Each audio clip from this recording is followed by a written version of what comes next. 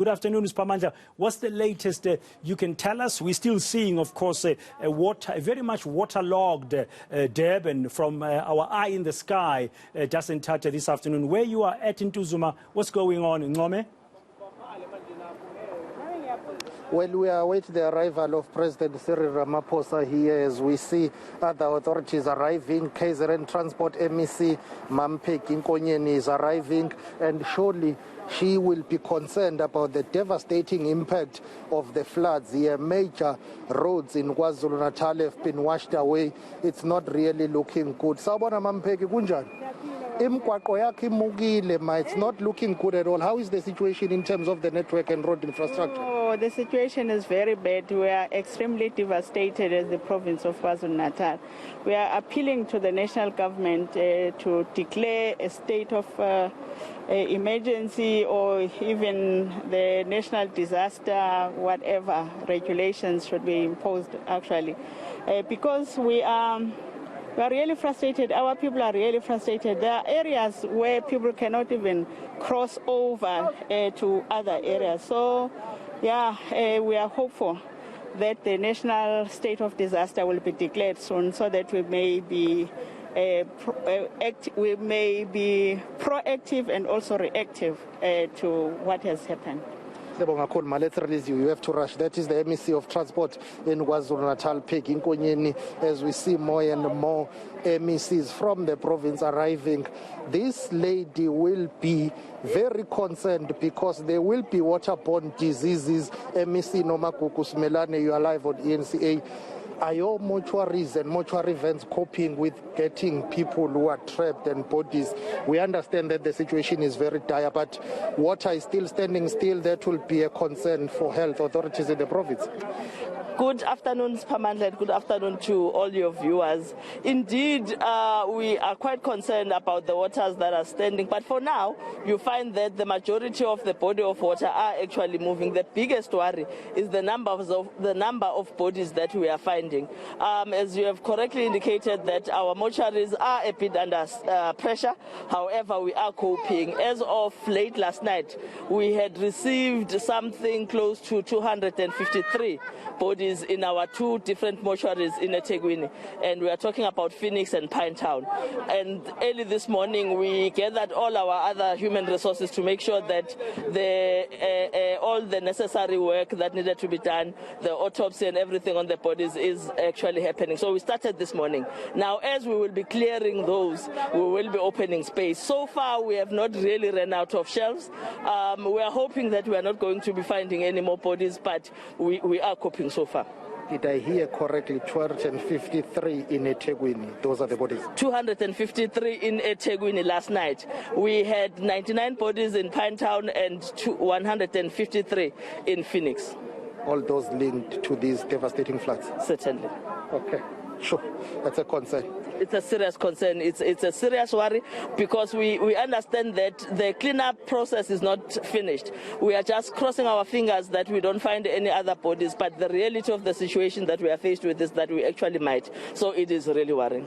Thank you very much for time. Let's release you. Sorry about that. That's Nomagugu Simelane. She's the health MEC in KwaZulu-Natal. Let me tell you that we are awaiting the official confirmation of the death toll, but certainly the death toll will rise. In eThekwini alone, last night or yesterday, Premier Sihlezi saying, well, they had 45 officially confirmed. The main reason for that is that they can only report the death once it's been certified by all the authorities. Nomagugu Simelane Zulu telling us that more than 200 bodies are in mortuaries in eThekwini alone. Of course, that's not the official number that has been released by the provincial government. They will certify and release the number, but she has just said that it's not looking good at all in the province in terms of what is happening. The death toll is expected to rise, and that's really devastating. It talks about the magnitude of this disaster, the floods that have wreaked havoc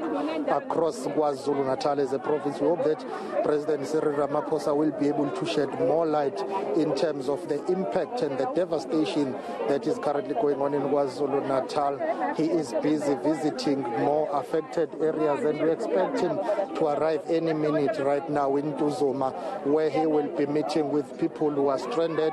We are in one of the schools here where people are stranded. They are being accommodated. They need shelter and they need clothing as well and food. So you can tell that the devastation is really bad. The impact here is severe. I'm going to ask my colleague Bonga Mkhize if he can come with me. We'll just take a walk down this passage. I want us to go across to see community members who are on the other side, but then it's not going to be a long walk, a very brief and short walk, but we just want to show you a number of people who have been able to come here to seek shelter because they are struggling.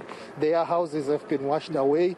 They need food, they need clothing, they are unable to cope with the situation currently, and they are hoping that at least once the state of disaster has been declared in KwaZulu-Natal, they will be able to get that help. As you see, people just trying to ensure that they survive for now, because that's the most important thing here. These are stranded community members that need help, and you can see how many people have been displaced by these floods. And what you see right now, which Bonga Mkhize is showing you, is the extent of the impact, the severity of the impact. You get to feel how this has affected livelihoods here. Most of the people that you see here have lost their houses, they have lost their loved ones. Where we are in Tuzuma, there are reports that 6 people died during these floods, and most of the people that you see are stranded. They don't have anything, they are just waiting for help from the national government, and I think right now they are busy having a meeting trying to map up how their lives will look like. It's really sad and terrible. You can see from their faces, elderly people, children, all of them stranded, and this is the only shelter they can find for now. But most importantly, they need at least temporary shelter. And from here, the question is where to from here? Where are they going to live? What are they going to eat? It's really sad. You see the magnitude of the devastation when it comes to the people's lives. Yeah, Simelane, as the scale and the magnitude of this tragedy brought on by these heavy rains and the floods in KwaZulu-Natal becomes more and more evident every hour. We cross to you, we cross to Lethiwe Mdluli, we cross to Dasentatya. It's highly likely, of course, that the number of those who've perished in this will rise. We just had Nomagugu Simelane telling you that just in eThekwini alone by last night, mortuaries were counting bodies up to 253 people, and we don't know what will be the final official tally. We're still waiting, of course, for that final or that official confirmation of that. But that number of 253 bodies in mortuaries in eThekwini alone last night just tells you about the scale and the magnitude of the devastation. Indeed, and it's not looking good, brother, and the viewers, because every minute, every hour, the officials are busy collecting more information, data and statistics, and they're trying hard to ensure that at least they've got properly documented figures, so that once they issue out that final vet toll, at least they've got consolidated numbers. And I guess what it's making it difficult and taking long now in terms of them updating the people of the province and the nation regarding the death toll is that they need to certify each and every death, and that takes time. They don't have enough resources and capacity to do that, and that's why the process is moving so slow. But definitely the death toll is going to rise, and that's very sad and depressing because it's not looking good on the ground. We are talking about eThekwini alone. You have not touched Umgungundlovu, you have not touched Zinyati, you have not touched Ugu and Ilembe district. So if you go outside eThekwini, there are other districts that are heavily affected, and in terms of the death toll, many people are still missing. Of course, authorities are playing it safe. They are not counting those missing people as dead people for now. They are waiting for the official confirmation. Earlier on, General Tlatla Mkhwanazi, who is the police commissioner in KwaZulu-Natal, telling me that the number is higher than what you guys are reporting in the media. I'm quoting him there. That's what he said. Of course, he would know better because his police officers are the ones who are able to deal with those search and rescue and recoveries and then the processing of those bodies. So authorities are trying hard to collate all the information and data and update, but surely by the end of business today, we expect that there will be some announcement and the release of official data and statistics in terms of the death toll, and I can tell you it's not looking good. It's not looking good as well. Okay, while we await the official confirmation of the death toll, and we understand now from the MEC of Health, Nomagugu Simelane, talking to you this Pamandla a short while ago, that the mortuaries in eThekwini were reporting 253 bodies last night. We're also awaiting to hear whether or not there will be a state of disaster, or state of an emergency kind of a relief state that will be declared. And earlier you were speaking to Ms. Nkonyeni there. She was saying they're waiting for that. They need that because that will release much needed funds and other types of resources to tackle this tragedy. Indeed, the Provincial Executive Council of KwaZulu-Natal last night met and took a resolution to ask the national government to concur with them. The provincial government has indicated that they have resolved to declare the province a disaster area, but they need the national government to concur with them.